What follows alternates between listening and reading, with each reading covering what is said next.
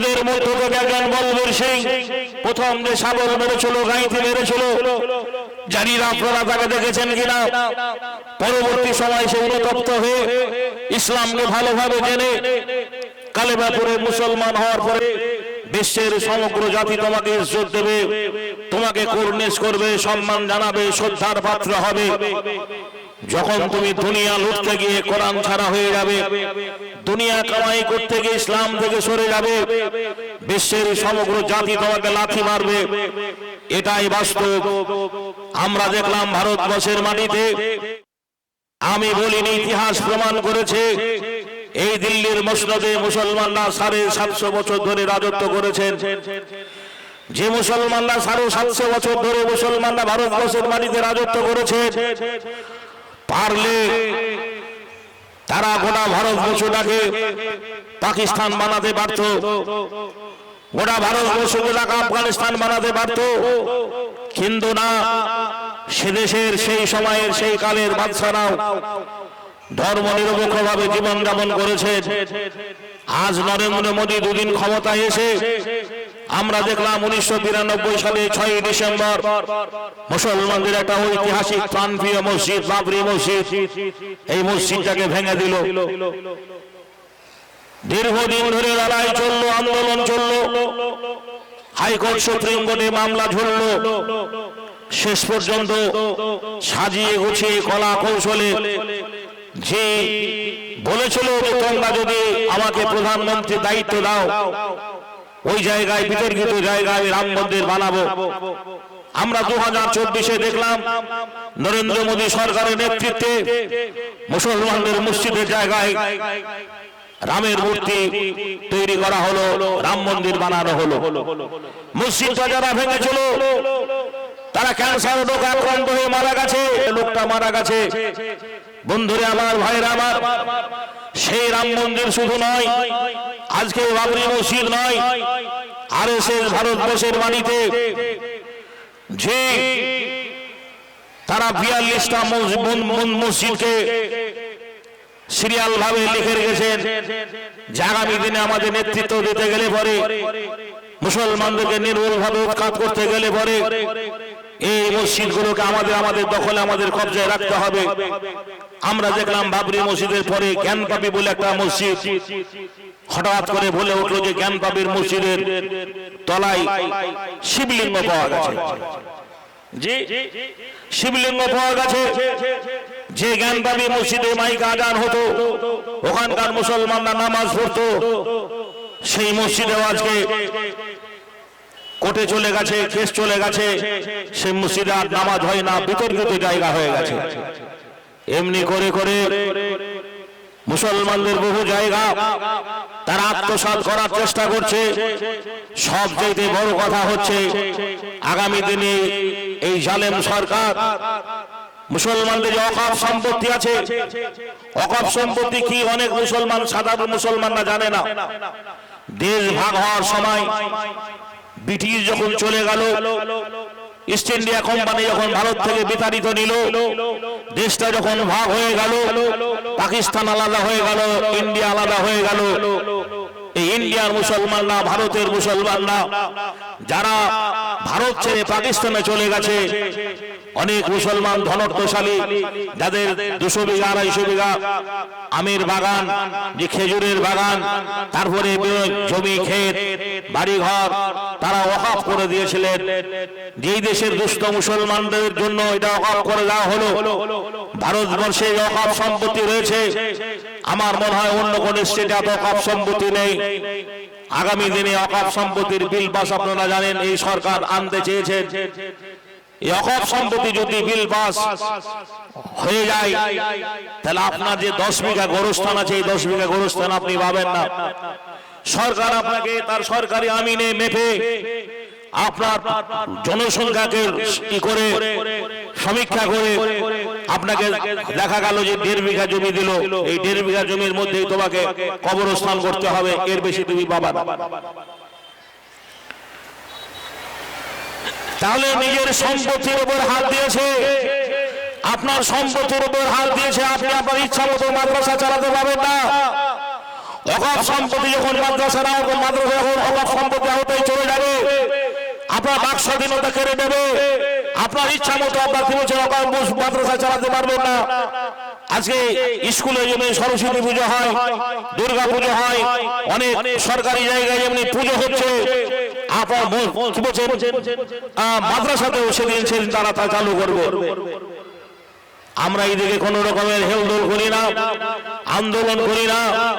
আমরা দেখছি কিছু ফুচকা লোক পশ্চিম বাংলার মাটিতে দাপিয়ে বেড়াচ্ছে, অথচ আমরা যাকে সরকারে বসিয়েছি, দায়িত্বে বসিয়েছি, বন্ধুরা আমার, যিনি মুখ্যমন্ত্রী রয়েছেন উনি স্বরাষ্ট্রমন্ত্রী, জি ইচ্ছা করলে পরে যারা মুসলমানদের উপর আঙুল তুলেছে তাদেরকে জেলে ভরে দিতে পারে। কিন্তু না, সামনে 2026 ইলেকশনকে সামনে রেখে বন্ধুরা আমার খেলা শুরু করে দিয়েছে।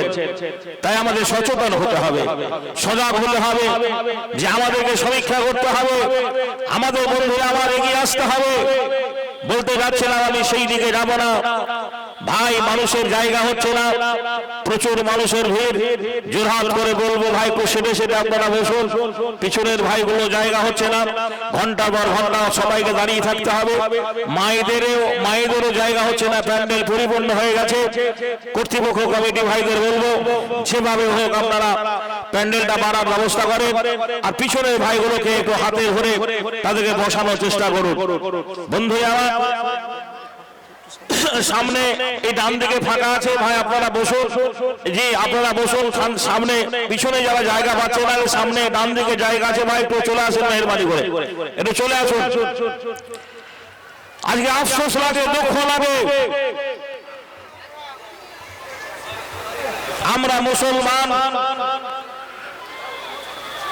আমরা কোন ধর্মকে ঘৃণা করি না, প্রত্যেকটা ধর্মের প্রতি আমাদের শ্রদ্ধা ভক্তি ভালোবাসা রয়েছে। ইসলাম আমাদের শিক্ষা দিয়েছে লা ইকরাহা ফিদ্দীন লাকুম দীনুকুম ওয়ালিয়া দীন। তখনই মনে মনে কষ্ট হয় আমরা কোন দেশে বাস করি।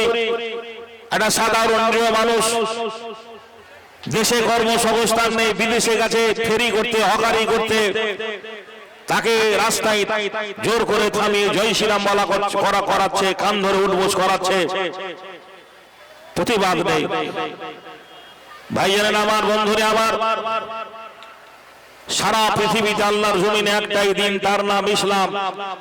ইসলাম কবুল করতে গিয়ে সে যুগের মুসলমানরা যেমনি মুসলমানদের প্রতি অত্যাচার করেছিল, আজও সে অত্যাচারিত হওয়ার কারণটাই মূল হচ্ছে পরিসংখ্যক বলছে আগামী দিনে ভারতবর্ষে মুসলিম জনসংখ্যা বৃদ্ধি পেয়েছে, এরাই আবার সেই দিল্লির মসনদ দখল করবে জোরে বলে ইনশাআল্লাহ। তাই মেরে মেরে মুসলমানদের বন্ধুরা আমার কমিয়ে দেওয়া হচ্ছে। জি আমি ওই দিকে যাব না। এর আগে আমার জীবনের করুণ ইতিহাসটা আপনারা শুনেছেন। আমি আগেই বলেছি এই জলসায় আজকের বক্তা যারা, আজকের এই জলসায় যারা বক্তা, গতকালকে থেকে নিয়ে আজ অবধি যারা যে সমস্ত বক্তারা গতকালকে যে বক্তারা বক্তব্য দিয়ে গেছেন, আজকে যারা আমার পরে ধারাবাহিক ভাবে আসবে, প্রত্যেকের নাম আপনারা শুনেছেন, পড়েছেন, জানেন। আমি আগেই বলেছি এরা প্রত্যেকে অরেশান সূত্রে মুসলিম, জন্মসূত্রে মুসলমান। আপনারা যারা সামনে বসে আছেন দূর দূরের মানুষ, আপনারাও জন্মসূত্রে মুসলমান, কিন্তু বাবু আমি অমুসলমানের ছেলে, বেদিনের ছেলে।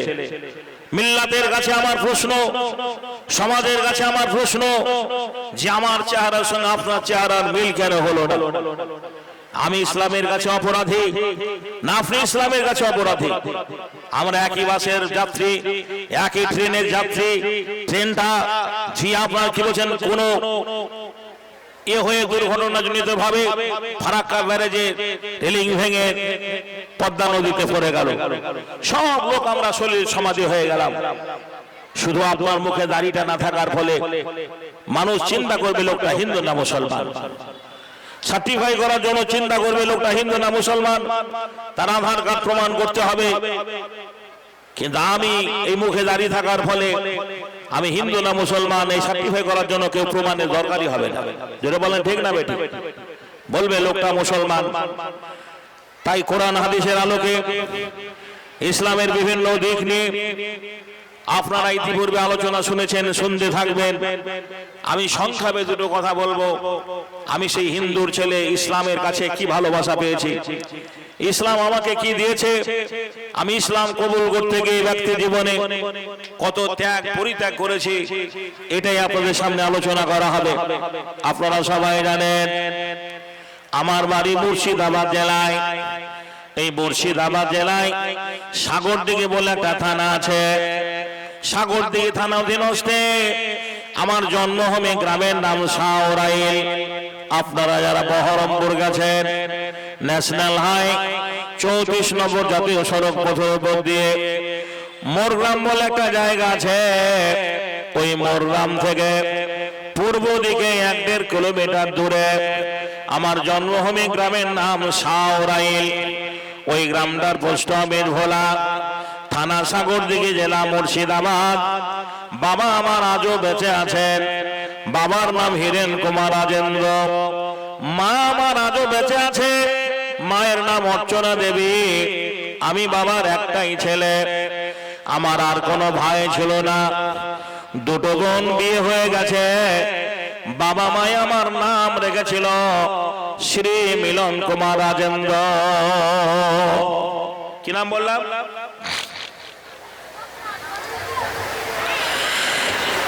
হাদিসে আছে, আল্লাহর নবী বলেছেন দুনিয়াতে যতগুলো নাম আছে আল্লাহর কাছে দুটো নাম ভালো।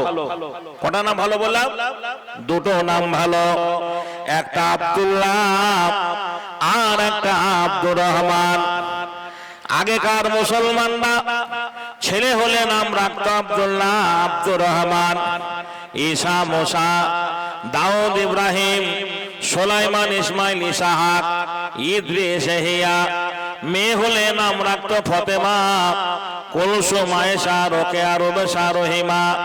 হায় হায়, আজকের বাজারে এই নামগুলো আর চলে না। এখন কেমন নাম রাখে? বলে লালু, ভুলু, ঝন্টু, মন্টু, ফল্টু, লল্টু, হাবলো, ডাবলো, রিঙ্গো, টিঙ্গো, মিঠু, ফিটু, মিলি, পলি, জলিয়ানার কলি। নামাজ তো পড়ে না, ছেলে মেয়েদের ভালো নামও রাখে না।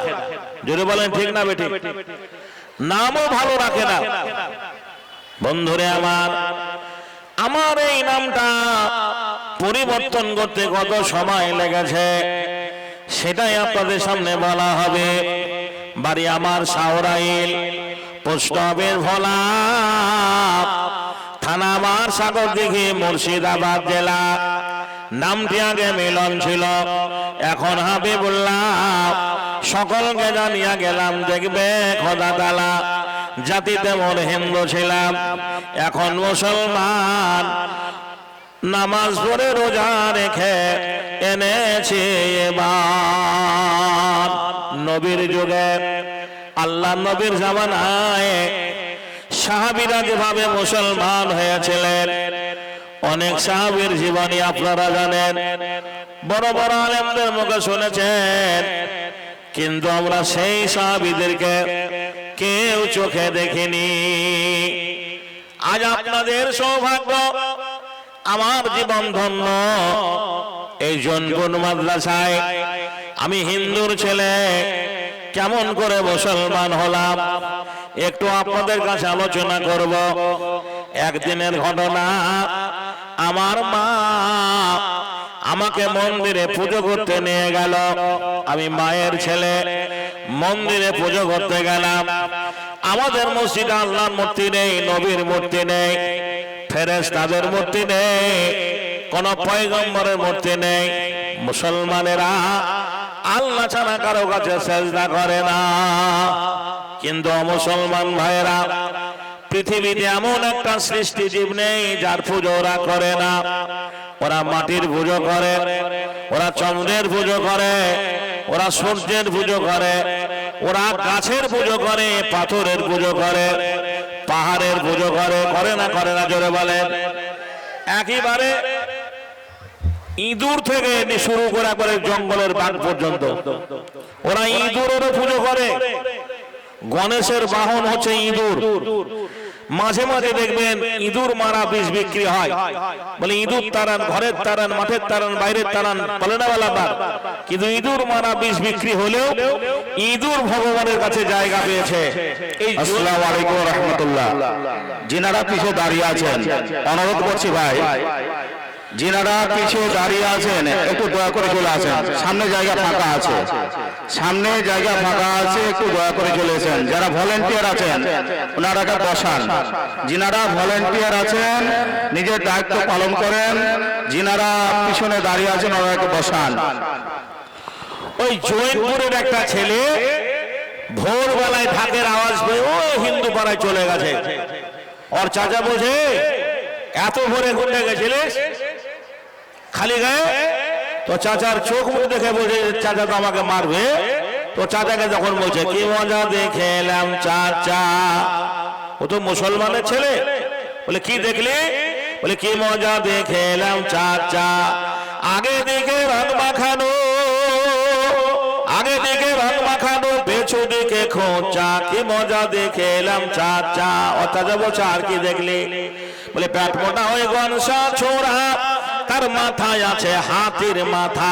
একটা ঠাকুরের মাথায় হাতির মাথা আছে না নেই? ও চাচাকে বলছে পেট মোটা হয়ে গনসা ছোড়া, তার মাথায় আছে হাতির মাথা। চাচা গো কান দুটো তার কোলোর মতো, চাচা গো কান দুটো তার কোলোর মতো, দাঁত দুটো তার মোলর মতো, পিছনে দেখে এলাম ইঁদুরের বাচ্চা, কি মজা দেখে এলাম চাচা। ইঁদুর যে ওদের ভগবান। বন্ধুরে আমার, ভাইরা আমার, বলতে যাচ্ছিলাম ওরা বাঘকে মানে বাঘকেও, দুর্গার কাছে বাঘ আছে, আছে না নেই? এই যে খড়ে বসে আছেন, এই খড়েরও পুজো ওরা করে। এই যে লারা না খড় বলেন আপনারা, এই খড়ের পুজো করে না, করে না? প্রতিবার পরিকাঠামোটা আগে খড় দিয়ে বানানো হয়। ওদের ধর্মের একটা লোক, তার নাম কালিদাস।